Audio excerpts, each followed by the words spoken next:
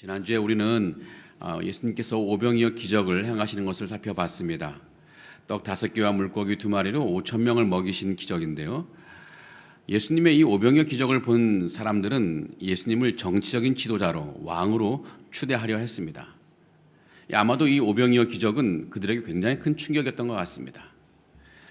자, 오병이어 기적 자체도 엄청난 기적이기도 하지만 또한 이 오병이어 기적은 오래전 하나님이 모세를 통해 행하신 만나의 기적을 연상시켜 줍니다. 하나님이 광야에서 매일 만나라는 음식을 백성에게 제공하는 기적을 베풀어 주셨는데요. 이 모세의 기적을 통해서 먹을 것이 없는 광야에서도 백성들이 굶주리지 않게 하셨습니다. 그런데 예수님도 이 오병이어 기적을 통해 굶주린 백성에게 먹을 것을 주셨습니다. 그러니 이 오병이어 기적을 행하시는 예수님에게서 사람들은 구원자 모세의 모습이 보였을 것입니다. 더욱이 유대인들은요, 장차 메시아가 온다면 모세와 같은 분이 올 것이라고 기대했습니다. 왜냐하면 모세가 일찍이 장차 자신과 같은 선지자가 올 것이라고 예언했거든요. 이 모세와 같은 선지자, 그 선지자가 바로 메시아, 곧 구원자입니다. 그러니 사람들은 이 오병이어 기적을 행하신 예수님을 보고 저 예수님이야말로 자신들이 오랫동안 기다려왔던 메시아라고 확신할 수 있었던 것입니다. 그러면서 모세와 같은 메시아인 예수님이 분명히 자신들을 로마 제국의 탄압에서 해방시켜 줄 것이라고 기대했겠죠. 마치 모세가 그 백성을 이집트에서 해방시켜 준 것처럼 말입니다. 하지만 예수님은 그들이 생각하고 그들이 기대하던 그런 메시아가 아니었습니다. 예수님은 이스라엘을 로마에서 해방시키는 정치적 메시아가 아니었습니다. 예수님은 온 인류를 죄와 사망에서 해방시켜 주시는 구원자 메시아로 오신 것입니다. 예수님에게는 이스라엘의 독립보다 사람을 죄와 사망에서 독립시키는 주는 일, 구원하는 일이 더 시급하고 더 중요한 사역이었습니다. 물론 예수님도 유대인이었기 때문에 이스라엘의 독립을 간절히 염원했을 것입니다. 하지만 예수님은 자신이 세상에 오신 목적에 집중하셨는데 그것은 인류를 죄와 죽음에서 구원하시는 것이었습니다. 그러게 주님이 세상을 떠나실 때 제자들에게 명령하신 것도 복음을 전해서 사람들을 구원받게 하라는 것이었습니다. 사도 바울이 생명을 바쳐 사역한 것도 무엇이었습니까? 오직 복음을 전해서 사람들을 구원하는 것이었습니다. 주님이 이 제자들에게 명령하신 것은 곧 교회들에게 하신 명령과 같습니다. 그러게 교회는 그 무엇보다도 복음을 전해서 생명을 구원하는 일에 힘을 기울여야 하는 거죠. 이것보다 더 중요하고 더 시급한 일은 없을 것입니다. 내년에 우리 교회 표어가 복음으로 세상을 섬기는 교회입니다. 교회가 세상을 돕고 섬기는 것이 필요하지만 물질이나 다른 그 어떤 것보다 복음으로 섬기는 것이 가장 필요할 것입니다. 여하튼 예수님은 사람을 죄와 사망에서 구원하는 일에 초점을 두시고 평생 사역하셨는데요. 그러니 예수님은 자신을 정치적인 메시아로 추대하려는 사람들과 거리를 두셨습니다. 이 오병이어 기적과 이 결론인 요한복음 6장 15절 한번 볼까요? 요한복음 6장 15절. 네. 그러므로 예수께서 그들이 와서 자기를 억지로 붙들어 임금으로 삼으려는 줄 아시고 다시 혼자 산으로 떠나가시니라. 결국 주님은 이 오병이어 기적을 행하신 지역을 미련 없이 떠나버리셨습니다. 자, 한편 예수님이 오병이어 기적을 행하신 곳은 예수님이 평소에 주로 사역하시던 곳이 아니었습니다. 예수님이 주로 사역하시던 곳은 갈릴리 바다 서쪽 지역인데요. 이 오병이어 기적은 이 갈릴리 바다 동쪽 지역에서 행하신 것입니다. 이제 예수님과 제자들은 사역을 다 마치고 다시 갈릴리 바다 서쪽 지역에 있는 가버나움으로 가시려 합니다. 그런데 어찌된 일인지 예수님은 제자들과 함께 가시지 않았습니다. 제자들을 먼저 보내셨어요. 다른 복음서에 의하면 예수님은 그때 산에 가셔서 기도하셨다고 기록되어 있습니다. 그래서 제자들은 예수님이 없이 배를 타고 먼저 가버나움으로 향한 것인데요. 이 제자들이 배를 탈 즈음에 날은 이미 어두워졌습니다. 어두운 밤에 제자들은 배를 타고 갈릴리 바다를 건너갑니다. 사실 이 갈릴리 바다는 바다가 아니죠. 호수인데요. 그러면도 이 복음서 여기저기에서 이 호수를 갈릴리 바다라고 불렀습니다. 이 호수가 바다처럼 너무 넓어서 바다라고 불렀다고 말하는 분도 있습니다. 그럴 듯합니다. 하지만 그런 이유로 갈릴리 호수를 갈릴리 바다로 부른 것 같지는 않습니다. 여러분, 구약 성경이 기록된 고대 히브리어나 신약 성경에 기록된 고대 그리스어, 즉 헬라어는 우리 시대처럼 이 바다와 호수를 딱히 구분하지 않았습니다. 이 고대 히브리어로는요, 바다나 호수 모두 이 얌이라는 한 단어를 사용했습니다. 사실 고대 히브리어는 단어가 고작 8,000개밖에 되지 않습니다. 그 적은 단어로 세상의 모든 사물을 다 가리켜야 하니 이 바다나 호수를 각기 다른 이름으로 사용할 여력이 없었던 것 같아요. 또 이 바다나 호수를 가리키는 헬라어 단어, 신약 성경의 언어였던 헬라어 단어도 하나밖에 없는데요. 이 탈라사라고 말합니다. 탈라사. 이 바다나 호수를 구분하지 않아서 탈이 난 것 같아요. 그래서 탈라사. 네, 감사합니다. 안 웃으면 어떻게 할까 썰렁일 뻔했는데, 여하튼 이 고대인들은요, 이 언어적으로는 이 바다나 호수를 구분하지 않았습니다. 그럼에도 이 호수는 이 바다라고 할 만큼 엄청 무척 큰 호수죠. 이 동서쪽 최대 폭이 11km, 남북 폭이 최대 폭으로 21km입니다. 굉장히 큰 호수예요. 제자들이 저녁에 이 바다같이 넓은 호수를 이제 배를 타고 건너가는데요. 최소한 6시간, 길면 10시간 이상 배를 타고 가야 되는 그런 거리입니다. 이 전기가 없었기에 호수는 캄캄했을 것입니다. 게다가 배에 엔진이 없었기 때문에 사람이 노를 저어서 나아가야 되는데요. 여러분, 6시간 이상 노를 젓는다는 건 너무너무 힘든 일입니다. 저는 예전에 4시간 동안 노를 저어본 적이 있습니다. 정말 힘들어요. 우리 가족이 캠핑 갔다가 작은 카누를 탔는데요. 아내는 배 앞에서 노를 젓고 저는 뒤에서 노를 저었습니다. 이제 두 아이들은 가운데 타고 있었고요. 그러다가 아내와 대판 싸운 적이 있습니다. 저는 뒤에서 열심히 노를 젓다가 가끔씩 너무 힘들면 잠시 쉴 때가 있거든요. 그런데 바로 그때마다 아내가 뒤를 돌아보는 거예요. 열심히 노를 절 때는 안 보고 잠시 쉴 때 뒤돌아보니까 아내는 뒤에서 제가 계속 노는 것처럼 보였나 봅니다. 서로가 기가 막힌 일이죠. 어떤 말들이 오고 갔는지는 생략하겠습니다. 그 이후로는 절대 우리 가족은 노 젓는 카누를 탄 적이 없습니다. 노 젓는 거 정말 힘들어요. 제자들 얼마나 힘들었을까요? 또 밤새도록 노를 저었을 테니 얼마나 힘들었을까요? 그런데 그들을 더욱 힘들게 한 것이 있었습니다. 그 호수에 큰 바람이 불어서 파도가 일어난 것인데요. 이 갈릴리 호수는 종종 갑작스럽게 큰 바람이 일어나곤 합니다. 지금도 그래요. 이제 북쪽에 갈릴리 호수 북쪽에 헬몬산이 있는데 거기 한 2,800m 됩니다. 거기서 종종 찬바람이 막 내려와요. 또 서쪽에는 지중해가 있는데요. 이 지중해에서 따뜻한 바람이 계곡을 타고 불어오죠. 그래서 이 호수에서 만나요. 헬몬산에서 불어오는 찬바람과 지중해에서 불어오는 따뜻한 바람이 만나서 충돌할 때가 있는데 그때 호수에 이 돌풍이 불고 파도가 높이 일어나곤 합니다. 이 언제 돌풍이 일어날지 알 수가 없어요. 그때는 아무리 좋은 배라도 배가 뒤집어질 수가 있고 아무리 경험 많은 뱃사람이라 할지라도 살아남기가 어렵습니다. 그런데 바로 지금 그 일이 제자들이 타고 있는 배 앞에서 일어나고 있습니다. 더욱이 이 호수에 큰 바람이 불어 파도가 일어날 때 이 배는 이미 갈릴리 호수 중간쯤에 있었어요. 그러니 이 배 탄 제자들은 얼마나 무서웠을까요? 자칫 배가 뒤집어지면 모두 꼼짝없이 수장될 수밖에 없는 운명이었습니다. 자, 근데 그때 그들을 더 무섭게 하는 일이 일어났습니다. 어떤 허연 물체가 바다 위로 걸어오는 거예요. 제자들은 완전 공포에 빠졌던 거죠. 아니, 귀신이 아닌 곳에야 어떻게 바다 위를 걸을 수 있을까? 파도가 일고 있는 밤 이 바다보다도 그 배로 다가오는 귀신 같은 그 무엇인가가 훨씬 더 무서웠을 것입니다. 여러분 상상해 보시기 바랍니다. 여기 본당은요, 이 문을 닫으면 낮이라도 굉장히 캄캄합니다. 앞이 잘 안 보여요. 여러분, 불이 없는 상태에서 본당 문을 열고 뒤에 들어왔는데 갑자기 앞에서 허연 것이 불쑥 나타나서 여러분 앞에 가까이 온다고 생각해 보세요.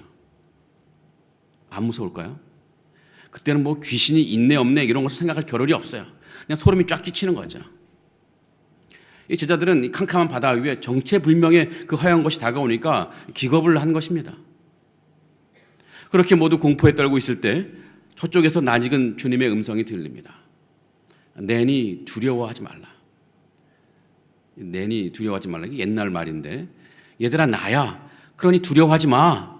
나 예수야. 제자들이 그 허연 것이 예수님이라는 것을 알게 되자 비로소 안심하고 기뻐했는데요.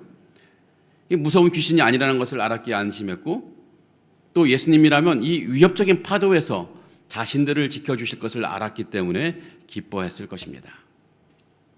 그래서 그들은 이제 예수님을 배로 영접했고, 그 배는 주님과 함께 가버나움에 무사히 도착했습니다. 자, 이 본문은 요한복음에 기록된 5번째 기적 사건입니다. 예수님이 바다 위를 걸으시는 기적인데요. 사도 요한은 이 기적 사건을 왜 복음서에 기록했을까요? 어떤 신학적인 가치가 있길래 여러 많은 기적 가운데 이 기적을 선택해서 복음서에 기록했을까요? 즉 예수님에 대해서 무엇을 보여주려는 것일까요? 자, 오병이어 기적 같은 경우는요, 이 모세의 만나 기적과 연결되기 때문에 예수님이 모세와 같은 선지자, 즉 메시아라는 것을 알려주는 기능이 있습니다. 그렇다면 예수님이 바다 위를 걸으시는 기적은 어떤 기능이 있는 걸까요? 자, 여러분 혹시 어릴 때 물 위를 걸어보려는 시도를 해본 적이 있습니까? 저는 아주 어렸을 때 이 만화에 속아서 물에 빠져 죽을 뻔했던 적이 있습니다. 그 만화의 주인공이 물 위를 걷는데 아주 그럴듯한 비법을 알려주더라고요.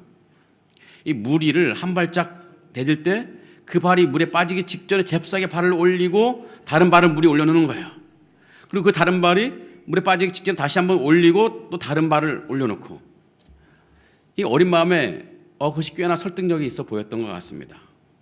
또 실제로 이 중국 무술 영화를 보면 무술 고수들이 물을 막 걷더라고요. 그래서 저도 이 어렸을 때 실제로 해본 적이 있는데 어떻게 되었을까요?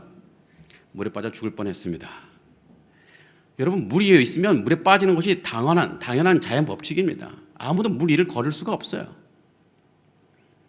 자, 요한이 이런 기적을 통해 예수님에 대해서 무엇을 보여주라는 걸까요? 그것은 예수님이 하나님이라는 것을 보여주라는 것입니다. 세상에서 오직 하나님만이 물 위를 걸으실 수 있습니다. 그 어떤 피조물도 그 어떤 물체도 물 위를 걸어 다닐 수 없습니다.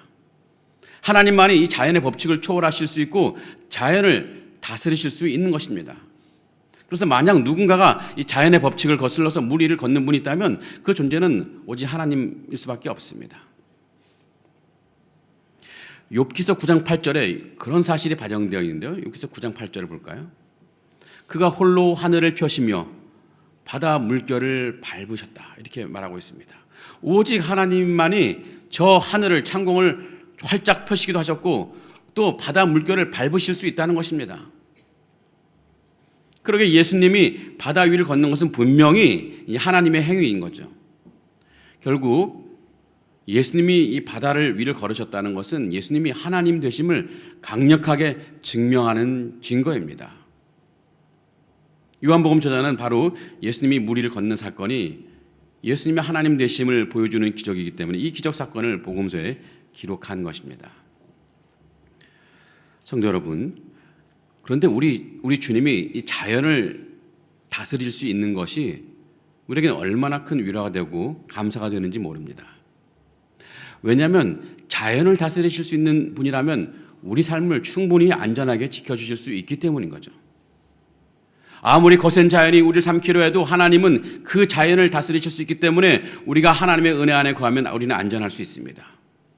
아무리 날쌘 독수리가 병아리를 잡아먹으려고 달려와도 어미 날개 아래에 있는 병아리를 채워가지 못하는 거죠. 이 자연을 다스리시는 우리 하나님은 우리 인생의 많은 어려움도 충분히 다스리실 수 있습니다. 경제가 어렵지만 하나님은 경제도 다스리실 수 있는 분이십니다. 질병이 참 혹독하다 할지라도 하나님은 그 질병도 다스리시는 분이십니다. 가정 문제가 참 힘들긴 할지라도 하나님은 그 가정 문제도 다스리실 수 있는 분이에요. 세상의 그 어떤 일도 주님의 다스리심 안에 들어와 있습니다. 그러기에 우리는 주님 안에서 안전합니다.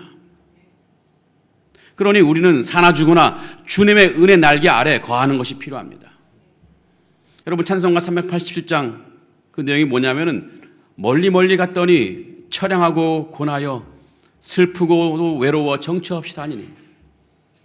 멀리 갔더니 처량하고 고나여 슬프고도 외로워 정처 없이 다니니. 우리는 자신의 힘으로 살아보겠노라고 탕자처럼 집을 나간다면 정말 처량한 인생이 될 것입니다. 하지만 집으로 돌아온 탕자처럼 주님 안에 거한다면 그 삶은 영원토록 안전한 삶을 살아갈 수 있을 것입니다. 성도 여러분, 그러기에 늘 주님 곁에 머무시는 여러분 되길 바랍니다. 어떤 일이 있어도 주님을 떠나지 말고 믿음의 길을 잘 걸어가신 여러분 되길 바랍니다. 여러분, 때로는 내 기도가 응답되지 않아서 서운할 수 있습니다. 때로는 내게 힘든 일이, 왜 내게 이런 일이 일어날 수 있을까 원망스러워도 주님을 따르시기 바랍니다. 믿음의 공동체를 떠나지 않으시면 좋겠습니다. 함께 예배하며 기도하는 이 믿음의 공동체 안에 살아가시면 좋겠습니다. 그래서 늘 주님과 함께 머물면서 자연을 다스리시는 하나님이 우리 인생을 비바람 속에서 안전하게 지켜주실 것인데, 그 주님 곁에 머물 때 주님 안에서 그 안전한 은혜가 여러분 삶에 풍성하게 임하기를 간절히 기원합니다. 자, 한편 오늘 본문을 보면서 의문이 드는 것이 하나 있어요. 예수님은 제자들이 그런 위험에 빠질 것을 모르셨을까요? 바다에 가면 분명히 밤에 가면은 저 풍랑이 일고 파도가 크게 일 것을 주님은 모르시고 제자들을 그 바다로 보내셨을까요? 그렇지 않을 것입니다. 분명히 아셨을 것입니다. 그런데 왜 주님은 제자들을 바다로 보내셨을까요? 제자들은 예수님 말씀에 따라서 바다에 배를 타고 들어갔고 바람과 파도에 혼쭐을 나고 있습니다. 왜 예수님은 그런 바다에 제자들끼리만 보내셨을까요? 그것은 예수님이 풍랑 속에서 제자들을 찾아오신 이 기적을 보여주심을 통해서 그들로 하여금 깨닫고 믿게 하려는 것이 있었기 때문이었습니다. 그것은 주님이 늘 그들을 지켜보고 계시다는 것을 믿게 하라는 것이고, 그래서 하나님 때에 그들을 도우신다는 것을 믿게 하라는 것이었습니다. 비록 주님이 육신적으로는 그들과 함께 있지 않을지라도 주님의 시선은 늘 그들을 향해 있다는 것을 알게 하시고, 그래서 하나님 때 그들이 정말 주님의 은혜가 필요할 때 주님이 그들의 삶에 개입하신다는 것을 제자들로 하여금 믿게 하려고 했던 것입니다. 장차 예수님이 십자가를 지시고 부활하시고 승천하시면 주님은 그들 눈에서 보이지 않을 것입니다. 하지만 주님이 보이지 않을지라도 그때도 주님은 그들과 함께 계시다는 것을 믿게 하려는 것이었습니다. 예수님은 비록 기도하시러 산에 올라가셨지만 제자들이 배를 타고 갈 때 예수님의 시선은 늘 제자들을 향하고 있었습니다. 그들이 배를 타고 가는 모습을 보셨을 것이고, 또 그들이 배를 타고 가는데 큰 바람이 불어서 힘겨워하는 것도 충분히 보고 계셨을 것입니다. 그러니까 주님은 이 갈릴리 바다 한가운데 있는 제자들을 찾아오실 수 있었던 거죠.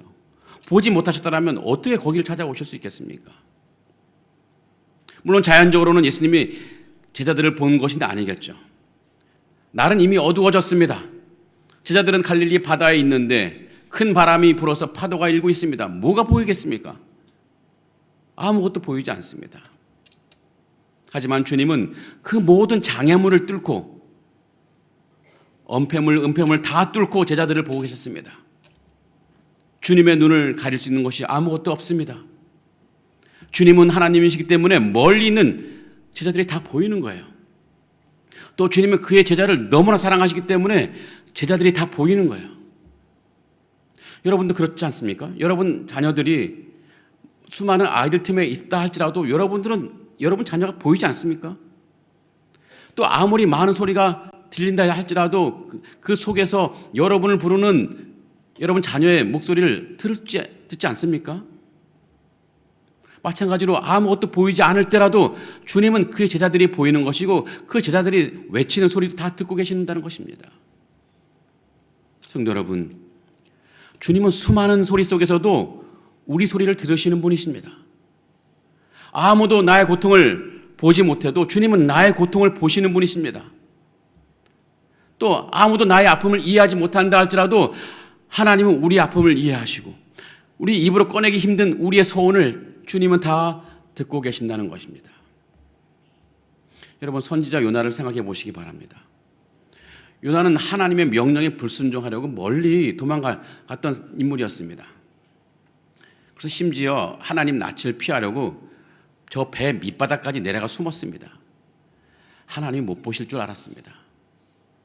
하지만 하나님은 요나를 다 보고 계셨습니다.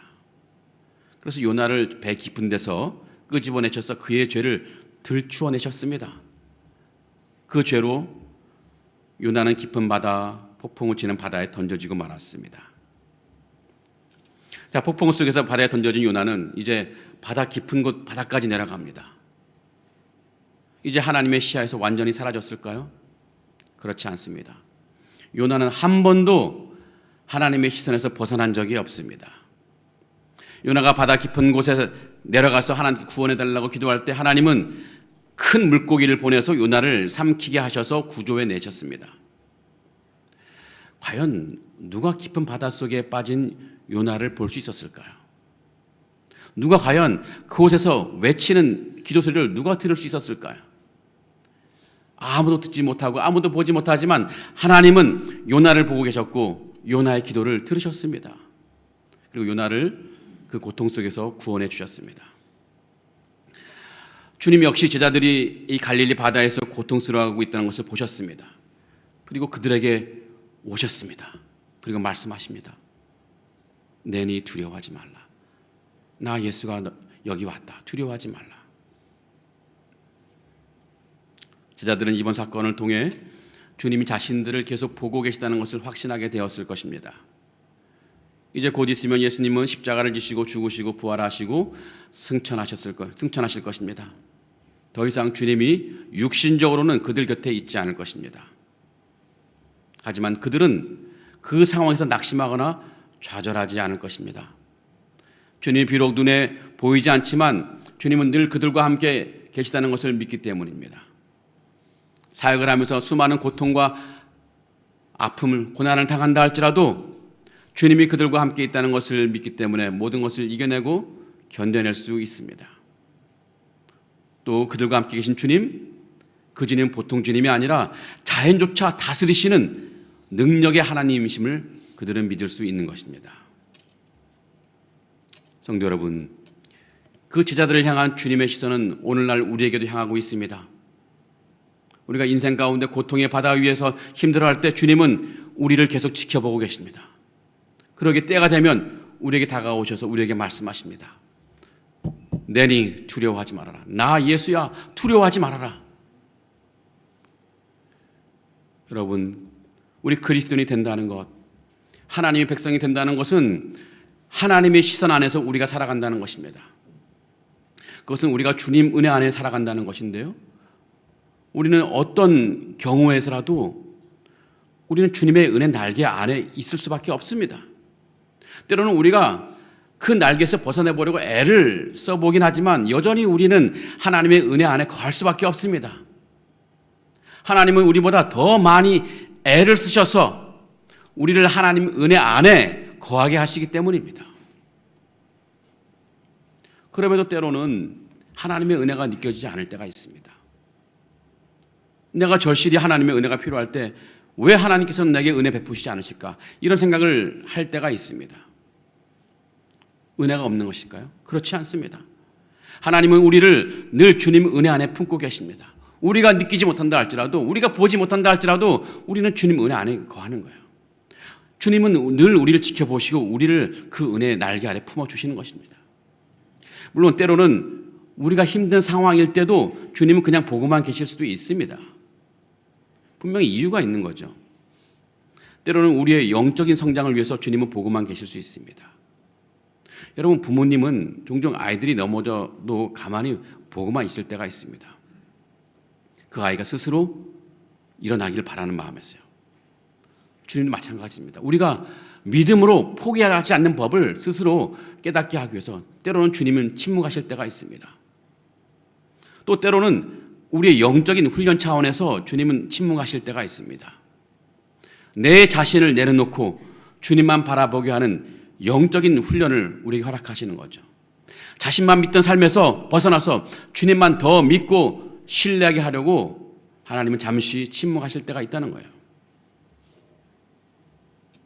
이와 같은 주님은 우리가 힘들어할 때 어떤 때는 우리를 보고만 계시는데 능력이 없으셔서 보고만 계시는 것이 아니고 또 그냥 무관심해서 보고만 계신 것이 아닙니다.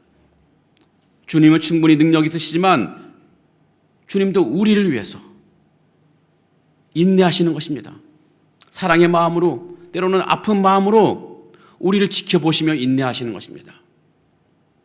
그때도 주님은 시선은 늘 우리를 향해 있습니다.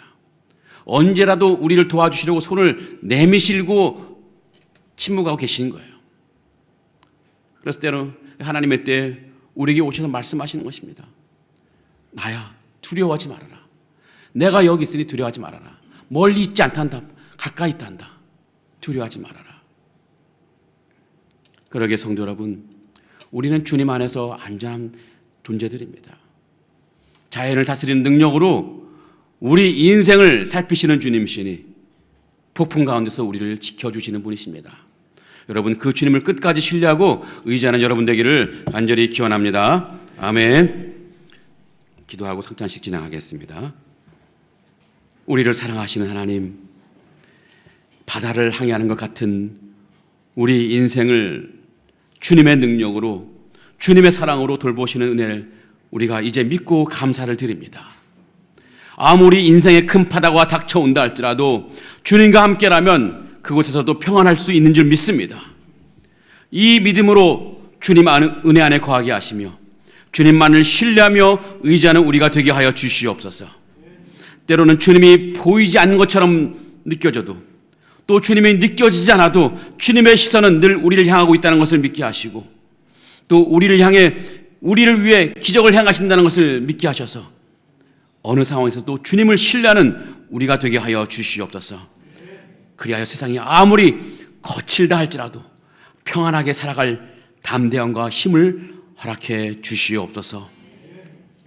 주님, 이 시간 성찬 예식을 통해 우리를 구원해 주신 그 은혜 감사하며 우리를 위해 주님께 내어주신 살과 피를 기념하려고 합니다. 성찬 예식을 통해 우리를 향한 주님의 은혜를 느끼게 하시고 주님의 사랑에 깊이 감사하는 우리가 되게 하여 주시옵소서. 예수님 이름으로 기도합니다. 아멘. 이제는 우리를 위하여 자기 몸을 내어주신 예수 그리스도의 은혜와 우리의 구원을 위해 독생자를 내어주신 하나님의 은혜와 우리를 구원으로 이끄시는 성령님의 인도하심이 인생의 큰 파도가 닥쳐온다 할지라도 때로는 주님이 느껴지지 않는다 할지라도 주님이 우리와 함께 계심을 믿고 끝까지 주님을 신뢰하며 의지하기로 다짐하는 상하이 하는 연합교회와 성도들 머리 위에 지금부터 영원토록 함께 하실지어다. 아멘.